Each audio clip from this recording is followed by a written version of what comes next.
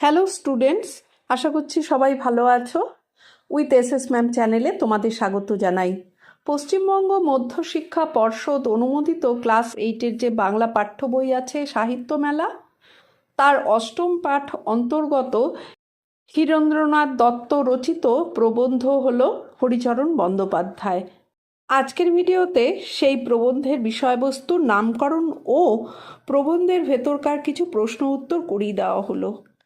পরের ভিডিওতে তোমাদের বাকি যে হাতে কলমের যে প্রশ্নগুলো আছে সেগুলোর অ্যান্সারগুলো করিয়ে দেওয়া হবে। চলো শুরু করি।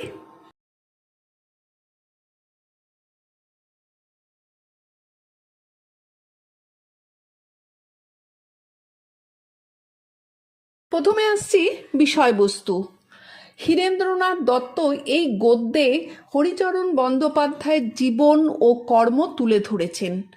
জমিদারি সেরেস্তার কাজ ছেড়ে রবীন্দ্রনাথের আহ্বানে তিনি শান্তিনিকেতনে এসে 40 বছর ধরে বঙ্গীয় শব্দকোষ অভিধান রচনা করেন।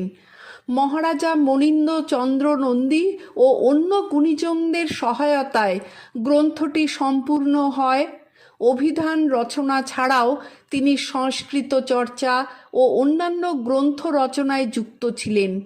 আজীবন নিষ্ঠা, শ্রম ও অধ্যবসায়ের মাধ্যমে তিনি বাংলা সাহিত্যে অবিস্মরণীয় অবদান রাখেন। এবার আসছি নামকরণে। প্রবন্ধের নাম হরিচরণ বন্দ্যোপাধ্যায়, যা সম্পূর্ণভাবে চরিত্র কেন্দ্রিক। রচনার মূল বিষয় তার জীবন কথা ও অভিধান রচনার প্রয়াস, তাই এই নামকরণ যথাযথ। এবার যে হরিচরণ বন্দ্যোপাধ্যায় প্রবন্ধের ভেতরকার থেকে এক কথার যে প্রশ্নগুলো আছে 36টা দেওয়া হয়েছে, সেগুলোই এখন দেখব কি কি আছে। 1 নম্বর, শান্তিনিকেতন বিদ্যালয়ের প্রথম যুগে কারা রবীন্দ্রনাথের আহ্বানে কাজে যোগ দিয়েছিলেন? উত্তর হবে অসাধারণ এবং সাধারণ উভয় ধরনের ব্যক্তিরাই যোগ দিয়েছিলেন। 2, লেখকের মতে তাদের বিদ্যা ও বুদ্ধির সমকক্ষ ব্যক্তি দেশে ছিল কি? উত্তর হবে হ্যাঁ, দেশে তখনও ছিল এবং এখনও আছে। 3, আজকের সাংসারিক বুদ্ধিসম্পন্ন ব্যক্তিরা তাদের কাজকে কি বলে মনে করবেন?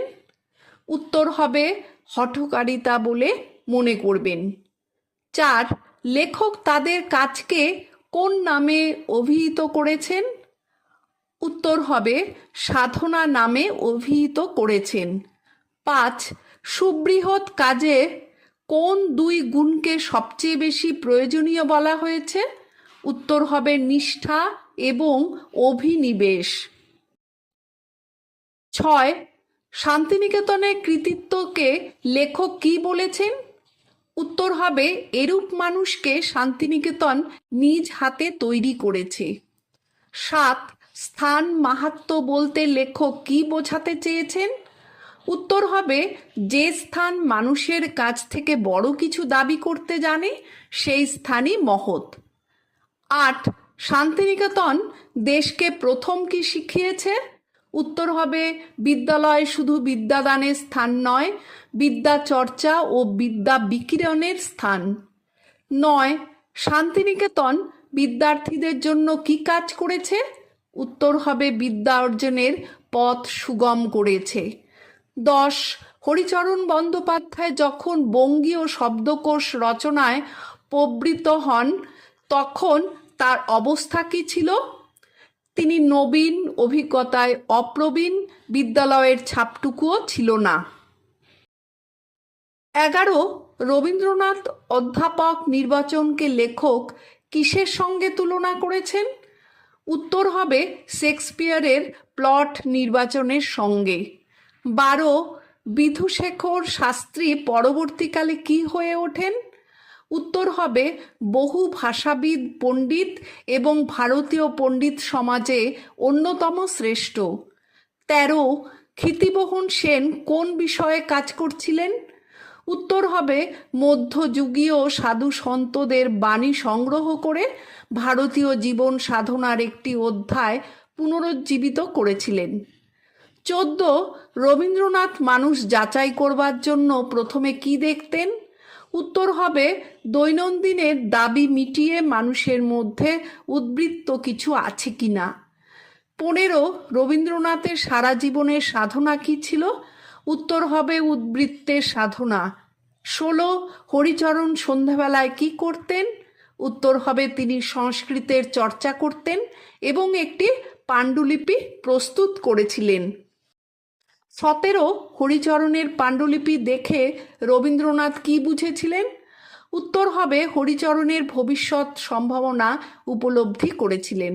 18, কোন কাজে যোগ দেওয়ার জন্য হরিচরণকে শান্তিনিকেতনে পাঠানো হয়? উত্তর হবে সংস্কৃত প্রবেশ নামে একটি পুস্তক রচনার কাজে। 19, হরিচরণ শান্তিনিকেতনে কবে যোগ দিয়েছিলেন?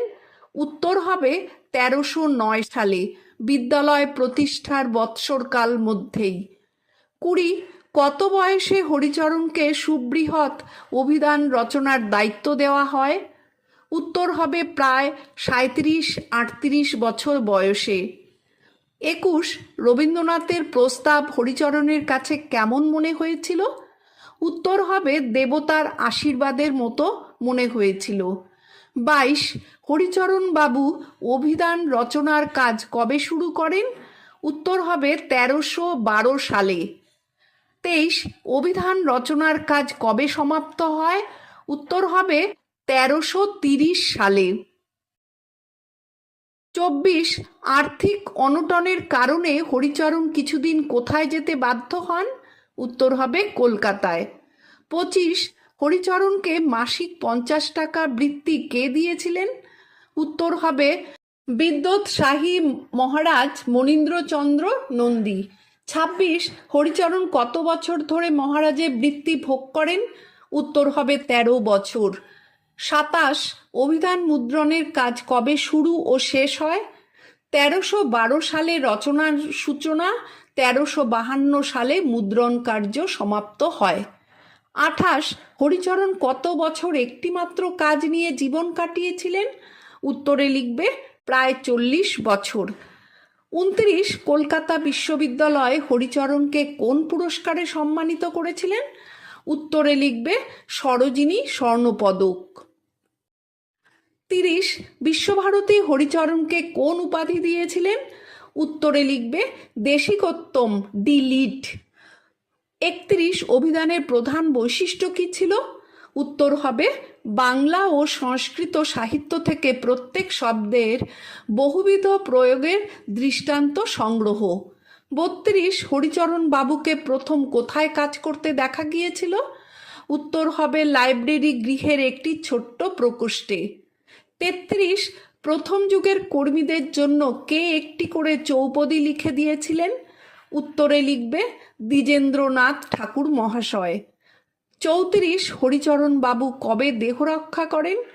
উত্তর হবে 1959 সালে, 92 বছর বয়সে।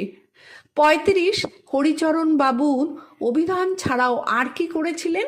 উত্তর হবে তিনি আরও কয়েকখানা গ্রন্থ রচনা করেছিলেন। 36, হরিচরণ বাবুর শেষ বয়সে তার মনের কি বৈশিষ্ট্য দেখা দিয়েছিল? উত্তরে লিখবে তিনি সবসময় প্রসন্ন চিত্ত ছিলেন এবং মনে প্রশান্তি বিরাজ করত। তাহলে আজকে এই হলো হরিচরণ বন্দ্যোপাধ্যায় প্রবন্ধের ওপর কিছু শর্ট কোয়েশ্চেন্স। এর পরের ভিডিওতে যতগুলো হাতে কলমে বিভাগের প্রশ্ন আছে সব উত্তরগুলো করিয়ে দেওয়া হবে। আর এখনও যারা উইথ এসএস ম্যাম চ্যানেলটি সাবস্ক্রাইব করোনি তারা অবশ্যই করো, আর লাইক শেয়ার কমেন্ট করতে ভুলবে না, আর বেল বাটনটি অবশ্যই অন রাখবে। চলো তবে, টাটা।